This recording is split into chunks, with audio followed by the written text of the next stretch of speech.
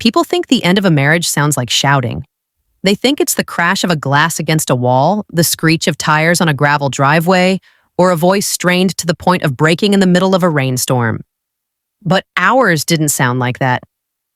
Ours sounded like a ceramic coffee cup touching a wooden table. And nothing else. It sounded like the soft, rhythmic hum of the refrigerator in a kitchen that was too large for two people who no longer spoke. It sounded like the ticking of the clock in the hallway, the one we bought in Florence when we were still in love. Neither of us had bothered to wind it in months, yet it kept going anyway, marking time in a house where time had seemingly frozen. I sat across from Elias that Tuesday morning, the same way I had for nearly 8 years. The steam rose from his mug in a straight, unwavering line, disappearing into the recessed lighting above. He was looking at his phone, his thumb moving in a slow, mechanical scroll through emails he'd likely already read. I watched the muscle in his jaw move as he chewed a piece of dry toast. It was a familiar sight. It used to be a comforting one, the solid, predictable presence of the man I'd chosen. Now it was just a clock, a way to measure the minutes until he would stand up, grab his leather briefcase, kiss the air near my cheek without actually looking at me, and leave for the office. "Do you want more coffee?" I asked. My voice felt thin. It didn't even seem to vibrate the air between us. It felt like a stone dropped into a well that had no bottom. He didn't look up. He didn't even blink. "No, I'm good. I have that board meeting at 9. I should get moving." I didn't know it then, but this silence was already a goodbye. It wasn't the kind of goodbye you say at an airport. It was the kind of goodbye a ghost gives to a house it's lived in for a century. A slow fading of the light until there's nothing left but shadows. I stayed in my chair long after the front door clicked shut. Click. A final metallic sound that signaled the beginning of my real day. The day I spent alone. Our house was beautiful. It was the kind of house people stop to look at when they're walking their dogs. We had linen curtains that filtered the morning light into a soft, hazy gold. We had mid-century chairs that were more like sculptures than furniture, beautiful to look at, but impossible to get comfortable in. We had built a life that looked like a sanctuary. But as I sat there, the silence felt heavy, like a physical weight pressing against my chest. I realized then that a sanctuary is only a sanctuary if someone is being protected inside it. I didn't feel protected. I felt preserved. Like a specimen in a glass jar. Perfectly maintained, perfectly displayed, but completely breathless. I began my morning routine. I moved through the house with the practiced efficiency of a museum curator. I fluffed the pillows that no one sat on. I wiped the dust from the surfaces of books Elias would never read. I straightened the towels in the guest bathroom, the room we kept ready for visitors who rarely came because we had stopped inviting the world in. When you're in a marriage that's dying quietly, you become an expert in maintenance. You think if you can just keep the external world looking perfect, the internal world will eventually follow suit. You think if the floors are polished enough, you won't notice the cracks in the foundation. I remember standing in our bedroom holding one of his shirts. It smelled like his cologne, something expensive, woodsy, and cold. I pressed my face into the fabric, trying to find a trace of the man I used to know. The man who used to catch my eye from across a crowded room and make me feel like I was the only person who existed. That man was gone. He hadn't been replaced by a monster. He had just been replaced by a stranger who knew my schedule. By noon, the walls of the house felt like they were leaning in. I decided to go to the grocery store. It was a small, high-end market 3 blocks away.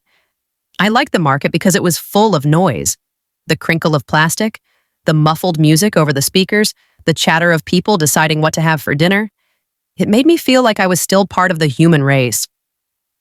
I walked through the aisles, my movement slow and deliberate.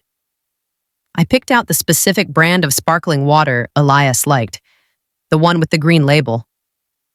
I chose a roast for dinner, imagining the smell of rosemary and garlic filling the house. Maybe tonight, I thought. Maybe tonight the smell of home will reach him. I stood by the fruit section holding an apple, and I found myself watching a couple near the oranges. They were younger than us, maybe in their late 20s.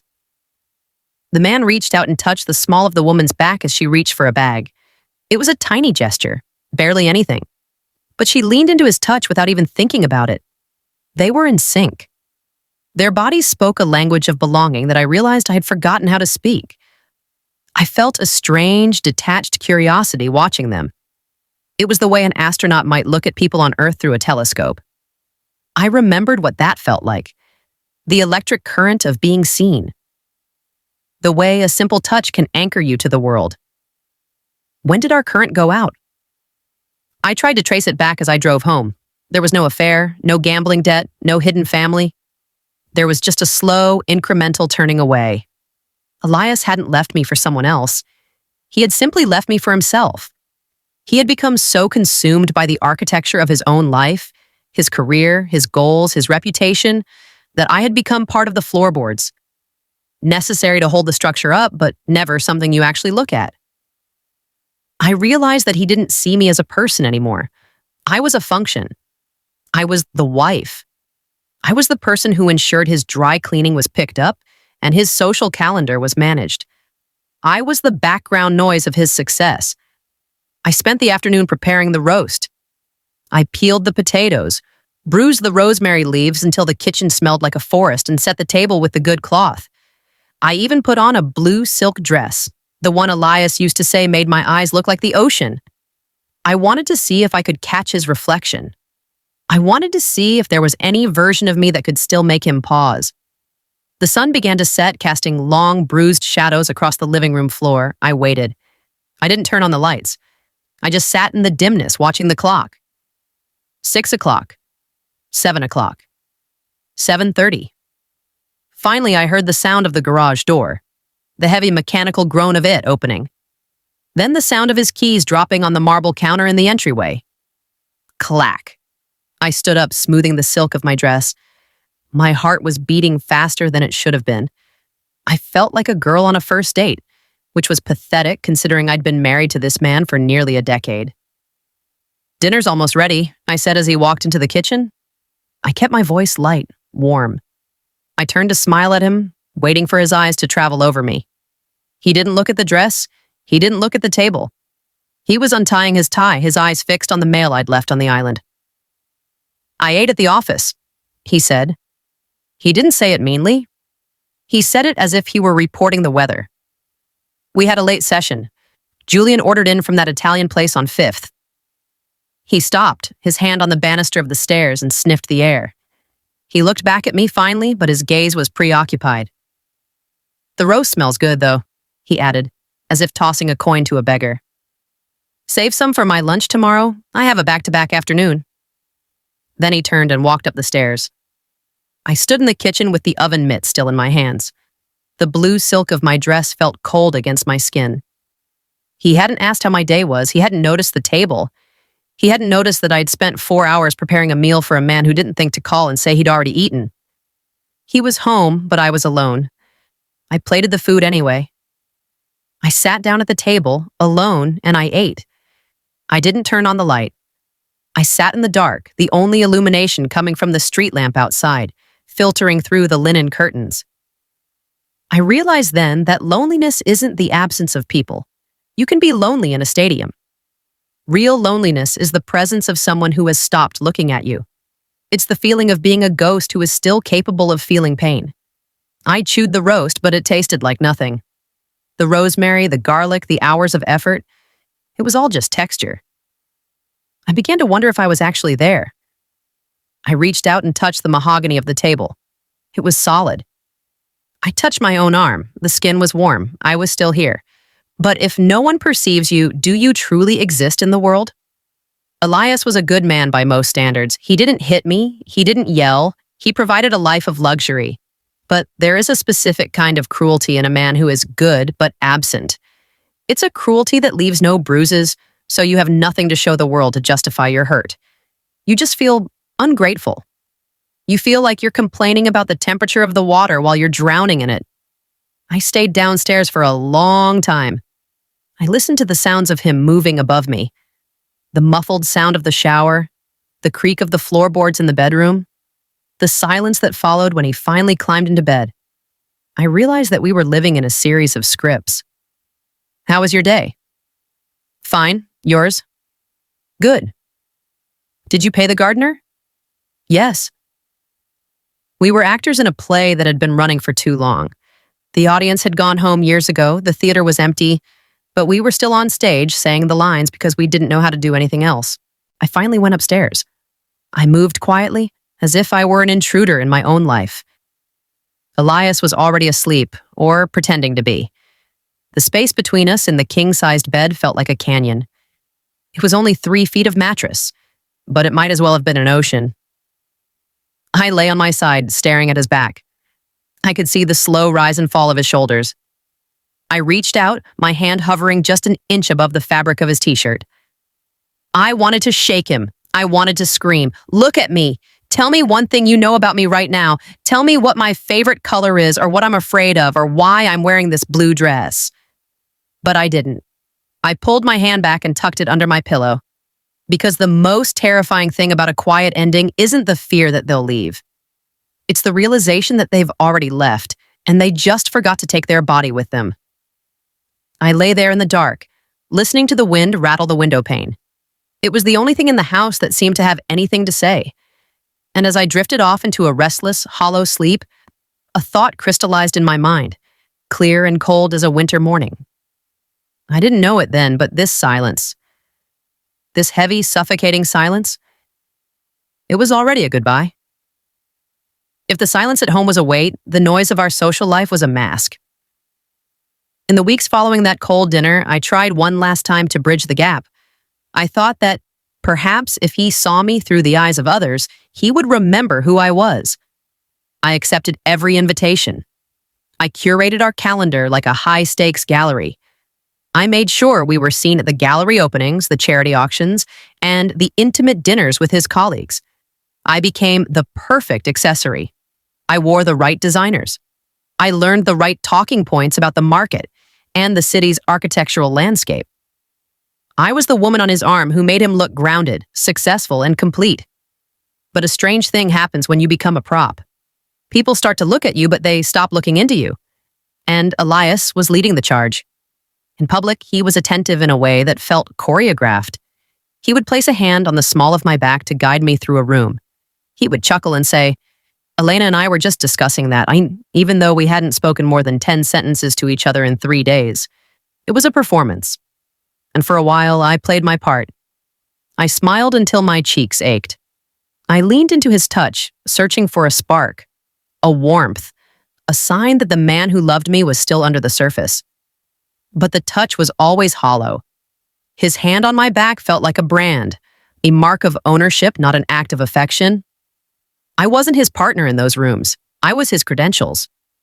The erasure didn't happen all at once. It was a series of small, quiet thefts.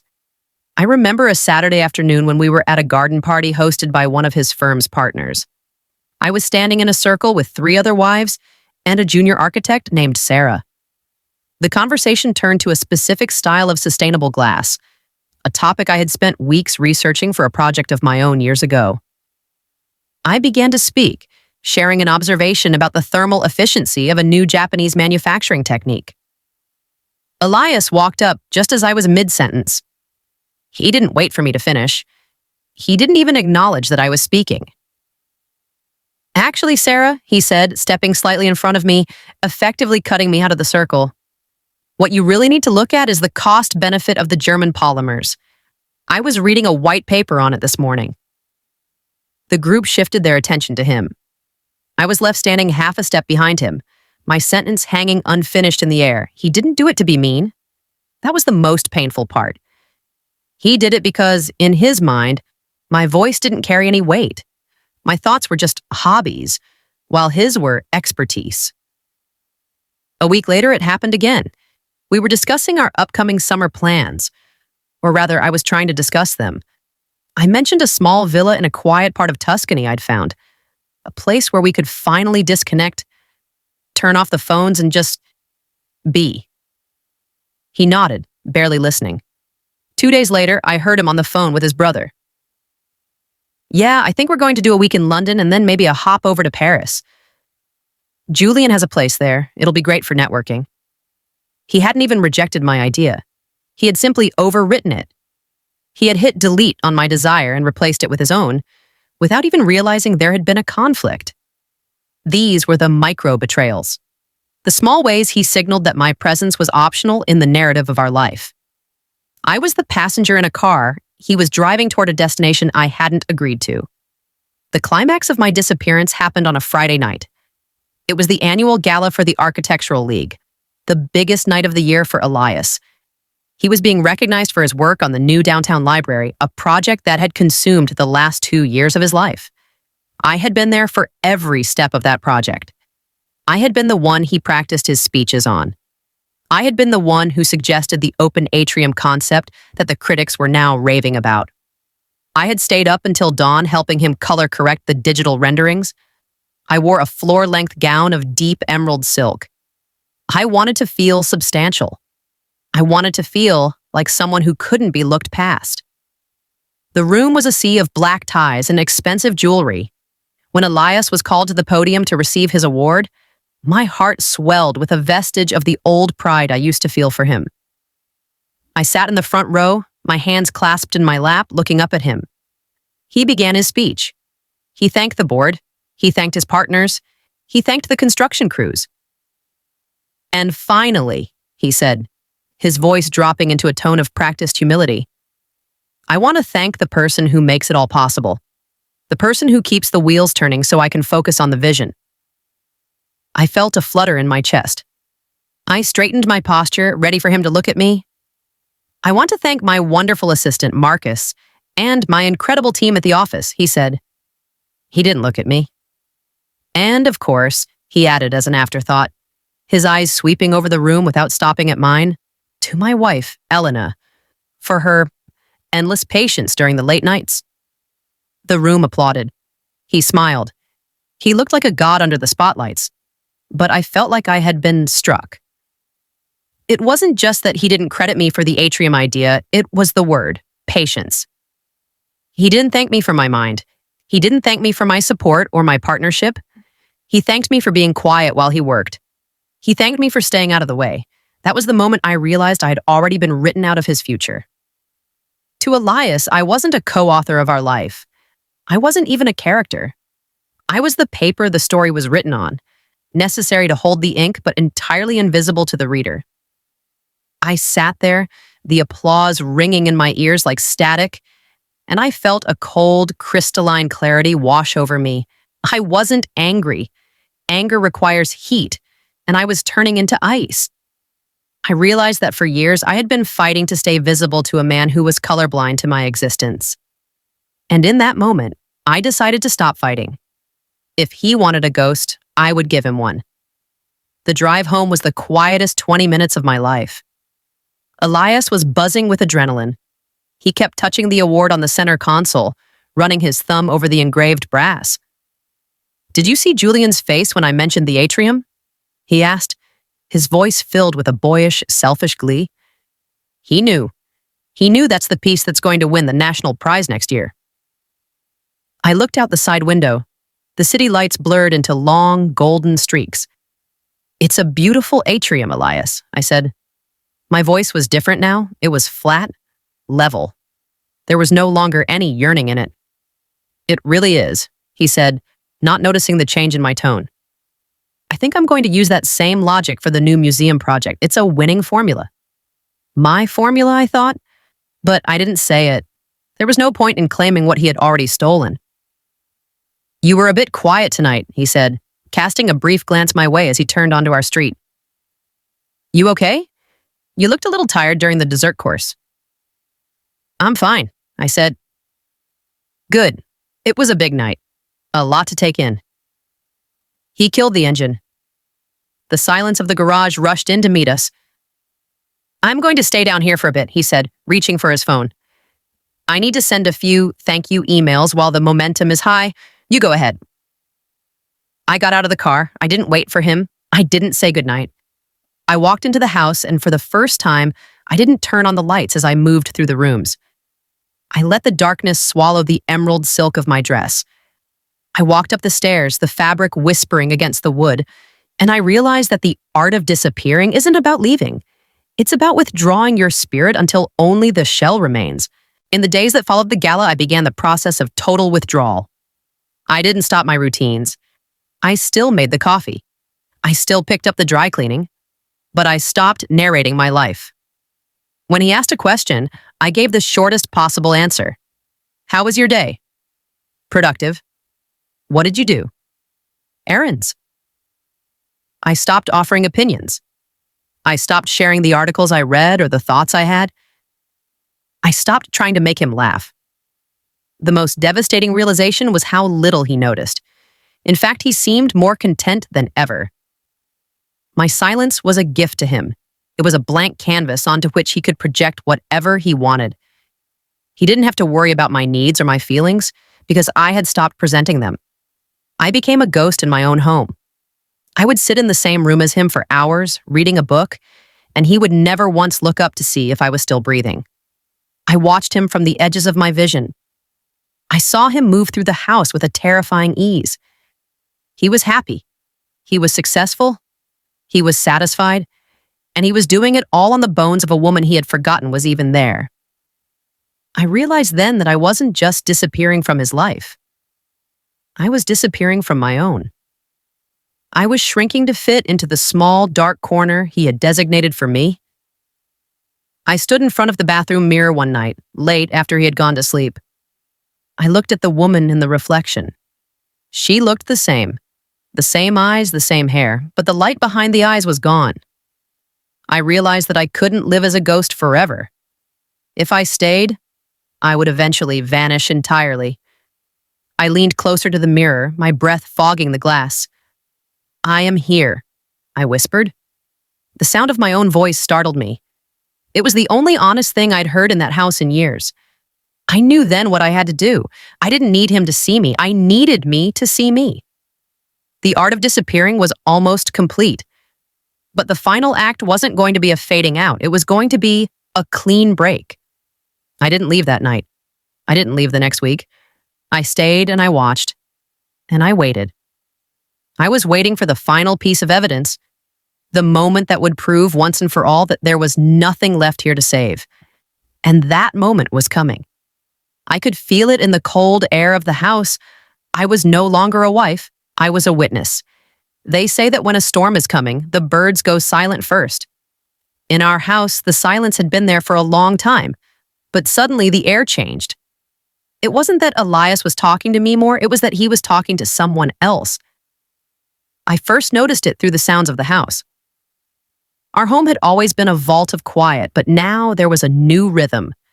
The frequent, sharp ping of his phone on the marble counter, the way he would walk into the next room to answer a call, his voice dropping into a register I hadn't heard in years, a tone of excitement, of engagement, of life. He started coming home later, but unlike before, he didn't look tired. He looked energized. He had a glow about him that made my heart feel like it was being gripped by a cold hand. I didn't think he was cheating. Not in the way people usually mean. Elias was too focused on his reputation to risk a messy affair. No, this was something much more devastating. He was replacing me, piece by piece, in the one area I thought I still held, his mind. Her name was Maya. She was a junior architect at a rival firm that Elias's company had just merged with.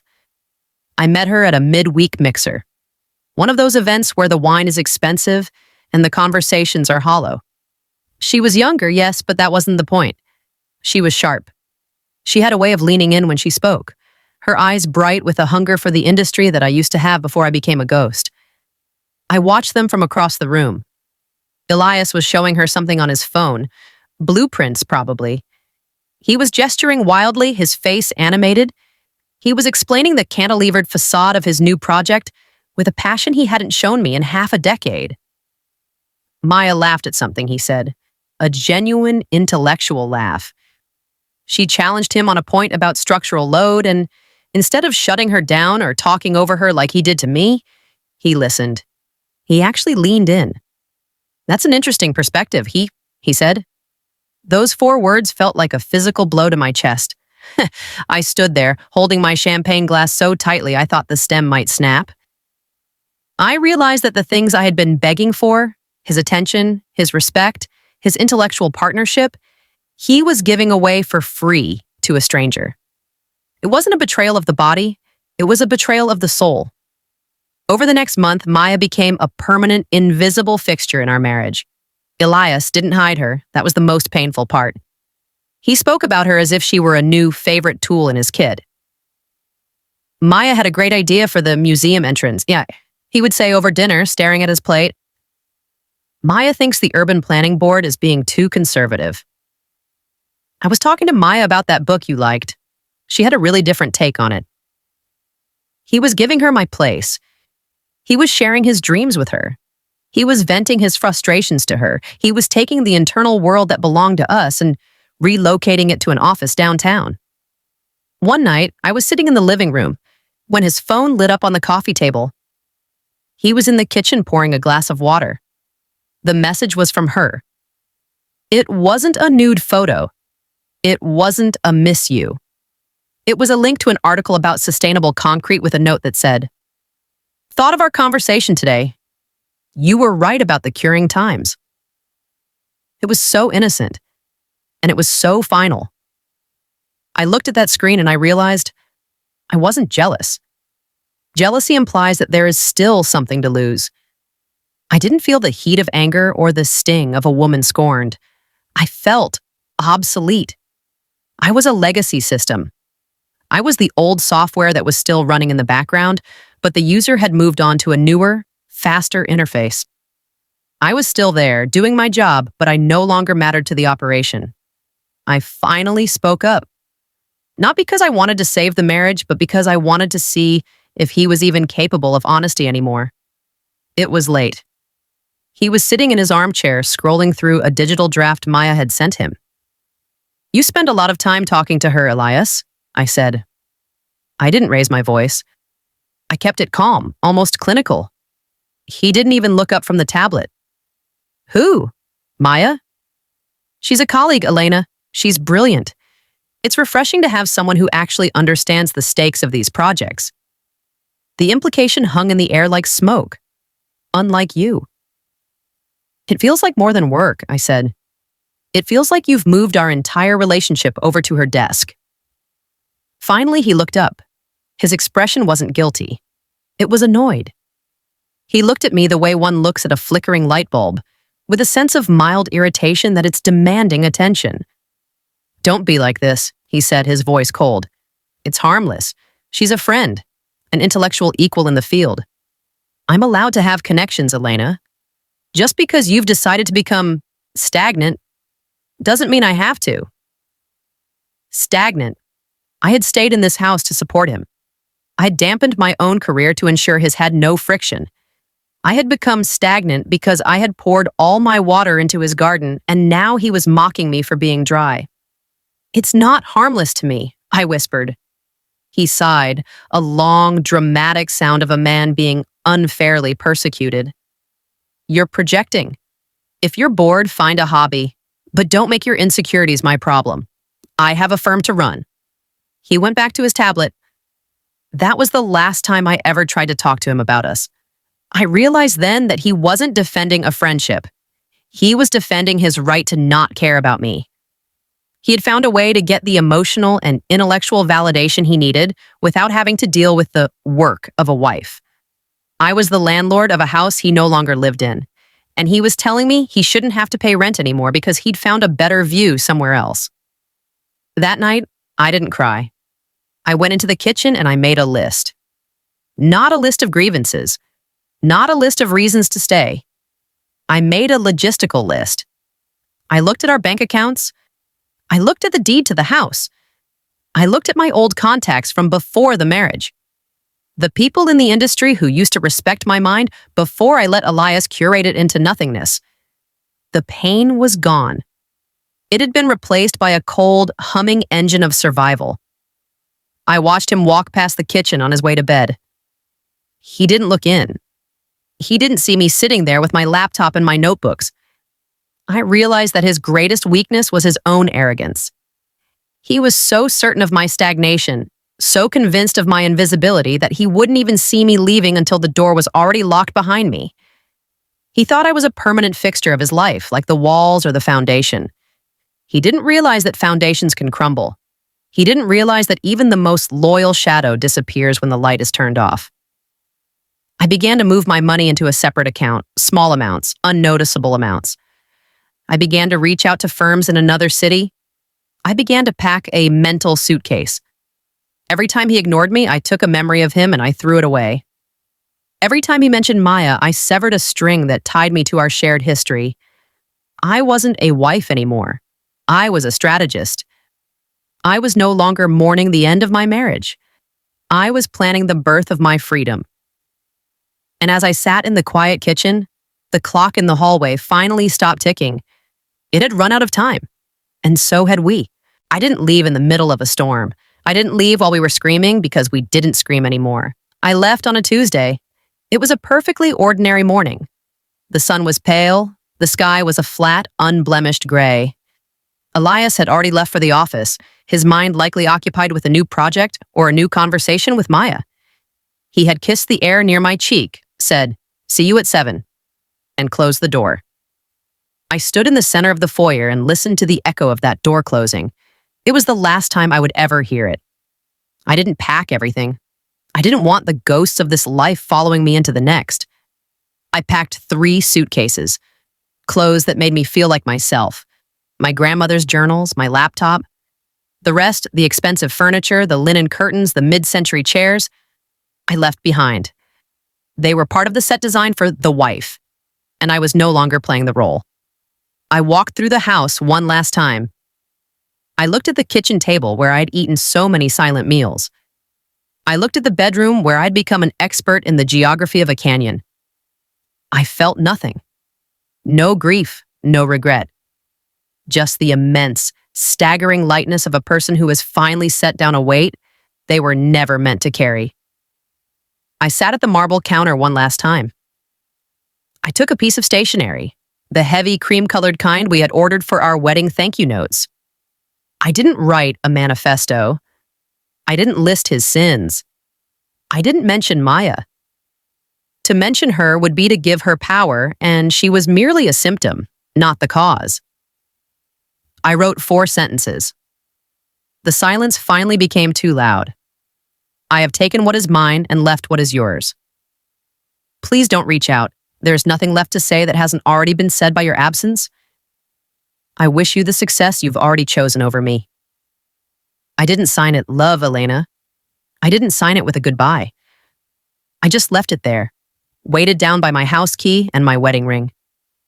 The ring looked small on the counter, a circle of gold and diamonds that was supposed to symbolize forever, but had ended up symbolizing a cage. I looked at it, and for the first time in years, my finger felt light. I walked out the front door. I didn't look back. I didn't check the rearview mirror as I drove down the driveway. I wasn't running away. I was walking toward the only person who had been waiting for me this whole time, myself. I moved to a city 3 hours away, a place where the buildings were older and the air felt different. I rented a small apartment with high ceilings and windows that actually let the light in. The first week was the strangest. I would wake up in the middle of the night, bracing myself for the coldness of a man who wasn't there. I would walk into the kitchen and start to make 2 cups of coffee, only to stop when I realized I only needed 1. But the silence in this new space wasn't the heavy, suffocating silence of my marriage. It was empty, and emptiness, I discovered, is full of potential. I began to eat what I wanted. I began to sleep in the middle of the bed. I began to work again. I reached out to an old contact, a woman named Claire who ran a boutique firm. She remembered my work from years ago. She didn't see me as the wife. She saw me as the architect who had understood the soul of the downtown library before it was stripped away. "I thought you'd retired," she told me over coffee. "No," I said, and for the first time in years, I felt a genuine smile touch my lips. "I was just under construction." I started designing again. My hands felt shaky at first, but then the muscle memory returned. I was no longer drafting ideas for someone else to take credit for. I was building my own legacy, stone by stone.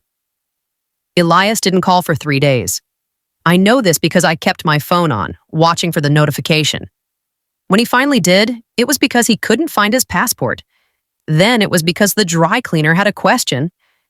Then finally, after a week, the reality of my absence seemed to hit him. The messages changed. They went from logistical to confused, then from confused to angry, then from angry to desperate. Where are you? This is childish, Elena.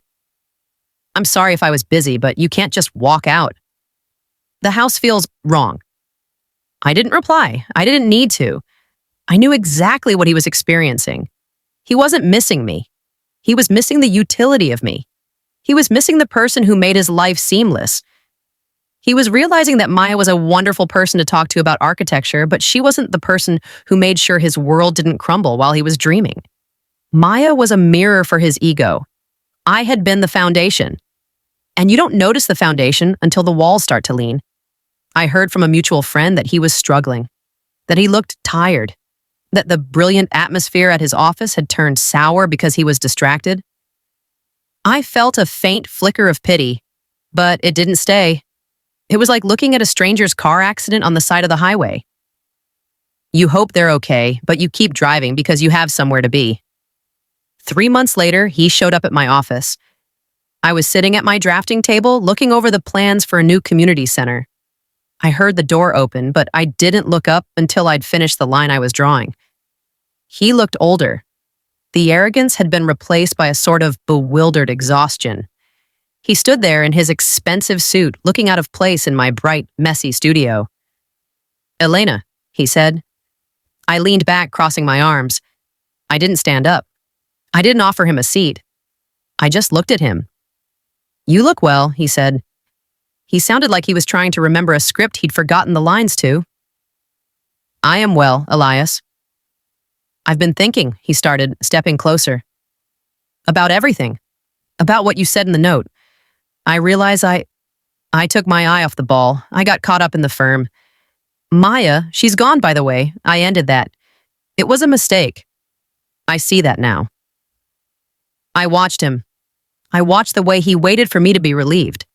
I watched the way he expected me to fold back into his life, now that he'd offered a crumb of regret. "I didn't leave because of Maya, Elias." He frowned. "Then why? If it wasn't her, we can fix it. I'll make more time. We can go to Tuscany. That villa you wanted. I've already looked it up." I felt a soft, quiet laugh escape my throat. It wasn't bitter. It was just final. "You're 3 months too late and 8 years behind," I said. "I'm saying I'm sorry, Elena. What else do you want?" His voice rose, a flash of the old Elias returning, the man who thought everything could be negotiated. I stood up then. I walked around the table and stood in front of him. I realized I didn't feel small anymore. I didn't feel like I was disappearing. "I don't want anything from you, Elias.